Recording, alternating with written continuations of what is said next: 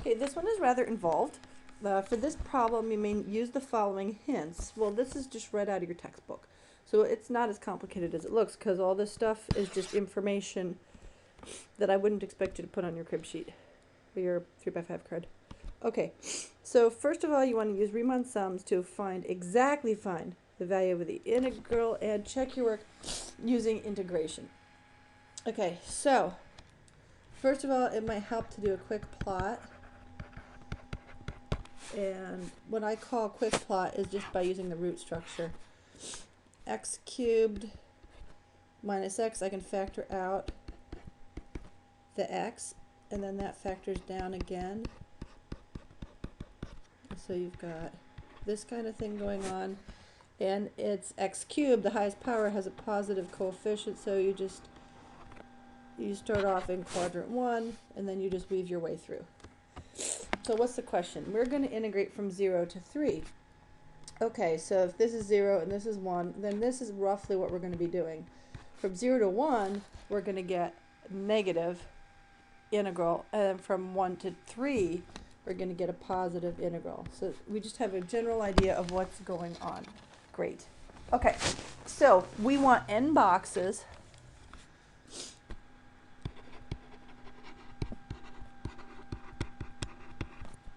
Each of width 3 over n. So if we have n boxes with 3 over n, that gives us a width of 3. That's what we need. Okay. It's easier for our purposes to evaluate on the right-hand side of the box. So if you remember, whenever we do Riemann sums, we have a choice whether we want to evaluate on the right side of the box, like that, or if we want to evaluate on the left side of the box like that, or some other combination. I mean, you could draw a line between them and take the middle value. You could do all sorts of complicated things, but it's not necessary. We're going to take the limit as n goes to infinity, so it's not going to matter. So we do whatever is easiest computationally, because we'll still end up getting to the same point. Okay, so the right-hand side of each box, or each interval, is x equals 3 over n times I, for I equals 1 to n. Okay? So that means your very last box, you're going to actually be evaluating the function at 3. Your very first box, you're going to evaluate not at 0, but at 3 over n. Okay?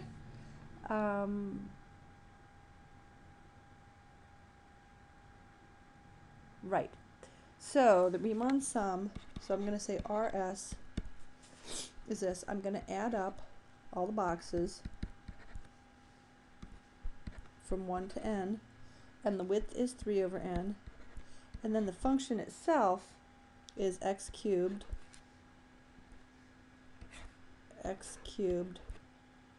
minus x. But what is x? X is 3i over n. Right here, if you get this far, you've done the hardest part of the problem. The rest of it is just algebra. At this point, you've established that you understand the concept, and honestly, I'm going to take the rest of this video doing everything else, but you get at least half credit just for getting that far, possibly even more. That's really the most important step. Okay, now we're going to bust this into two separate summations, and so you're going to have 27, because 3 cubed is 27, but then times 3 is 81.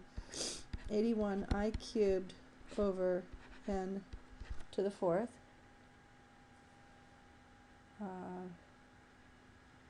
And then minus the sum, I equals 1 to n. So again, the 3 distributes, so you get 9 I over n squared. Great. And so, again, you would write this below here in this space, but I'm trying to keep the problem intact. I don't know if that's even a reasonable thing to expect for this problem. Okay, so I'm going to let the 81 come out front. And actually, I'm going to let the n to the 4th come out. because the only thing you need to keep inside is the i's, right?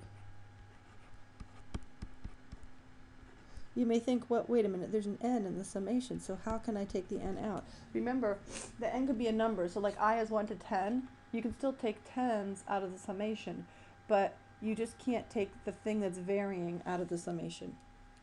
Okay, so then you get minus 9 over n squared, sum of the i's, from I is 1 to n, and now we have this magic formula here. We're going to swap that in right there, and this piece, okay, whatever, it's a circle, I don't care, that gets swapped in. Got it? Hopefully. I am going to have to scroll down though. This is going to get ridiculous if I don't.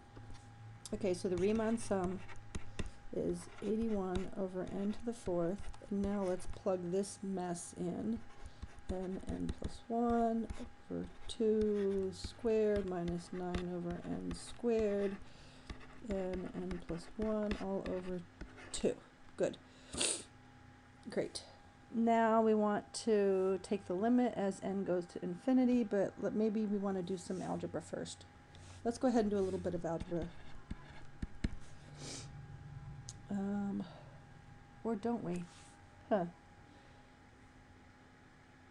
I think I don't want to do much algebra. I just want to look at this. I'm going to put the limit signs, 81 over 2, limit as n goes to infinity, n plus 1 squared over n to the 4th. That sounds good to me. 9 over 2, limit n goes to infinity of n times n plus 1 over n squared. So why did I do that? Well, we already know from earlier in the semester that we recognize the structure of these limits, and since the power on the top is equal to power on the bottom, the n squared is on the top, and you could expand this, but you don't have to.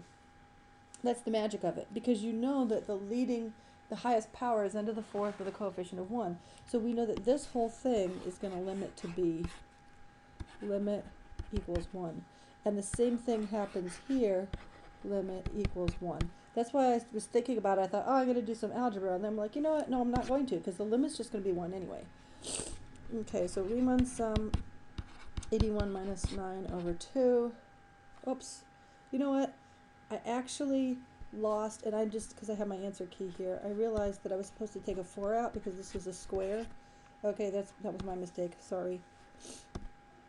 It's nice to have an answer key floating around. 81 over 4 minus 9 over 2. Let's just leave it at that. And yeah, you could get a common denominator of 4 so that it would be 81 minus 18 all over 4. You could do that. But I don't care. All right, so let's see. Right, the next thing said, so on the answer key for the practice exam, I wrote in green why I was justifying these pieces going to 1. You don't have to justify that. That was extra that I just told you verbally, but I wrote it down on the answer key because it wasn't a verbal presentation.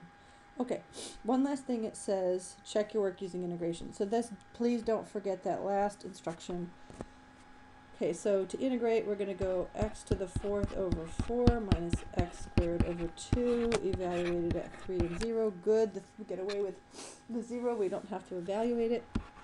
3 to the 4th over 4 minus 3 squared over 2 is, aha, 81 over 4 minus 9 over 2. We're very happy we didn't bother with simplifying the 81 over 4 minus 9 over 2 because you get the same exact answer as when you integrate. Cool. Okay, so we're good to go.